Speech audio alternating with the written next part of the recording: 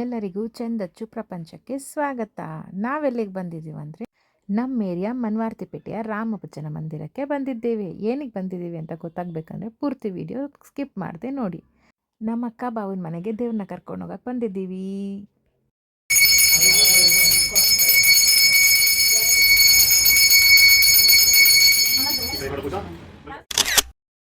ದೇವ್ರನ್ನ ಕರ್ಕೊಂಡು ಹೋಗೋಕ್ಕೂ ಪದ್ಧತಿಗಳಿರುತ್ತೆ. ಅದನ್ನೆಲ್ಲ ಪಾಲಿಸಿ ಈಡ್ಗಾಯ ಹೊಡೆದು ದೇವ್ರನ್ನ ಕರ್ಕೊಂಡು ಹೊರಟ್ವಿ. ಮನೆಗೆ ಬಂದಮೇಲೆ ಸಾಯಂಕಾಲ ಆದಮೇಲೆ ಪೂಜೆ ಮಾಡ್ತಾಯಿದ್ವಿ ನಮ್ಮ ಅಕ್ಕ. ಡೇ 2 ಏನಕ್ಕೆ ಅಂತಂದರೆ ಈ ಹಬ್ಬನ ನಾವು 3 ದಿನ ಆಚರಣೆ ಮಾಡ್ತೀವಿ. ಅದಕ್ಕೆ 3ನೇ ದಿನಕ್ಕೆ ಎಲ್ಲ ಸಿದ್ಧತೆ ಮಾಡ್ಕೊಳ್ಬೇಕಂದ್ಬಿಟ್ಟು ನಮ್ಮ ಅತ್ತೆ ಹೂವು ತಂದಿದ್ರು, ಹೂವು ದಿನ ಕಟ್ತಾಯಿದ್ರು. ನಾವೆಲ್ಲ ಏನೇನು ಮಾಡಬೇಕಂತೆಲ್ಲ ಪ್ಲ್ಯಾನ್ಸ್ ಮಾಡ್ತಾಯಿದ್ವಿ. ಪ್ಲ್ಯಾನ್ ಮಾಡ್ತಾ ಹಾಗೆ ಸ್ವಲ್ಪ ಮಾತುಕತೆ ಮಾಡ್ಕೊಂಡು ನಾನು ಕುಚ್ಚು ಕಟ್ತಾಯಿದ್ದೆ.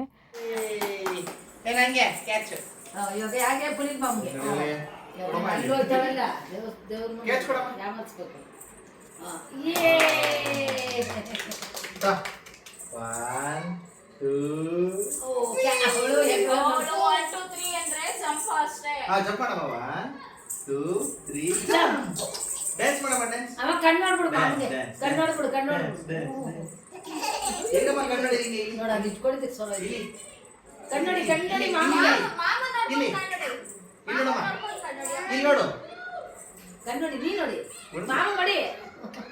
ಡೇ 3 ನನಗೆ ಬೇಕಾಗಿರೋ ಮೇಕಪ್ ಐಟಮ್ಸ್ ಎಲ್ಲ ತೊಗೊಂಡು ನಾನು ಮನೆ ಕಡೆ ಹೊರಟೆ.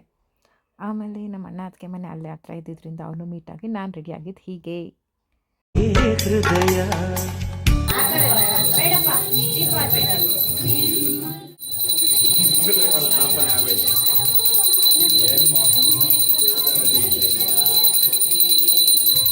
ಪಾಪ ನನ್ನ ತಮ್ಮಂದಿರು ಫುಲ್ ಕೆಲಸ ಎಲ್ಲ ಮಾಡಿ ಶೆಕೆ ಆಗ್ತದೆ.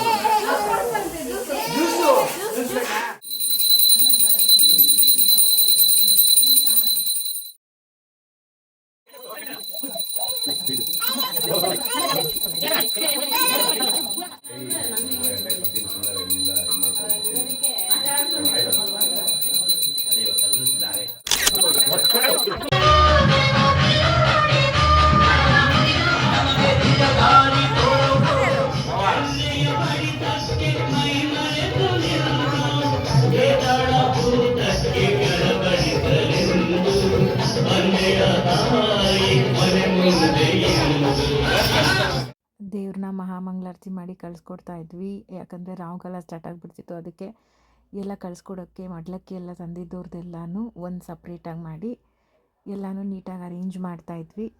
ಅರೇಂಜ್ ಎಲ್ಲ ಮಾಡುವಾಗ ಹಾಗೆ ಇಷ್ಟು ಬೇಗ 3 ದಿನ ಆಗೋಯ್ತಲ್ಲಪ್ಪ ಅಂತ ಅನಿಸ್ತಾಯಿತ್ತು. ಎಲ್ಲ ಮಡ್ಲಕ್ಕಿನೂ ಸಪ್ರೇಟ್ ಮಾಡಿ ಪೂಜೆ ಮಾಡಿದ್ವಿ. ಅಮ್ಮಂಗೆ ಆರತಿ ಎಲ್ಲ ಮಾಡಿ ಕಳಿಸ್ಕೊಡೋದಕ್ಕೆ ಎಲ್ಲ ತಯಾರಿನೂ ನಡೀತಾ ಇತ್ತು. ನಮಗೆ ಈ ಒಂದು ದೇವ್ರ ಮೇಲಿರೋ ಅಪಾರವಾದ ನಂಬಿಕೆ ಎಷ್ಟು ಅಂದರೆ ಹೇಳೋಕ್ಕಂತೂ ಆಗಲ್ಲ. ನಮ್ಮದವ್ರನ್ನ ಯಾವತ್ತೂ ಈ ತಾಯಿ ಕೈ ಬಿಟ್ಟಿಲ್ಲ.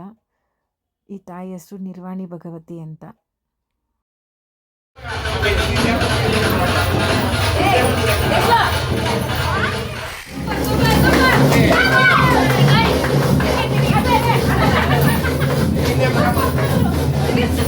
ನೀವು ಆಡ್ಬೇಕಂತೆ ದೇವ್ರ ಕಳ್ಸ್ಕೊಡ್ಬೇಕಂದ್ರೆ ಒಂದ್ಸಲ ನಮ್ಗೆ ಅಷ್ಟಾಗಿ ಬರಲ್ಲ. ಆಮೇಲೆ ದೇವ್ರನ್ನ ಅವ್ರ ತವ್ರ ಮನೆ ಕರ್ಕೊಂಬಂದು ಬಿಟ್ವಿ. ಇದೇ ವ್ಲಾಗ್. ನಿಮಗೂ ಇಷ್ಟ ಆಗಿರೋ ಲೈಕ್ ಮಾಡಿ, ಶೇರ್ ಮಾಡಿ, ಸಬ್ಸ್ಕ್ರೈಬ್ ಮಾಡೋದು ಮಾತ್ರ ಮರಿಬೇಡಿ. ಧನ್ಯವಾದಗಳು.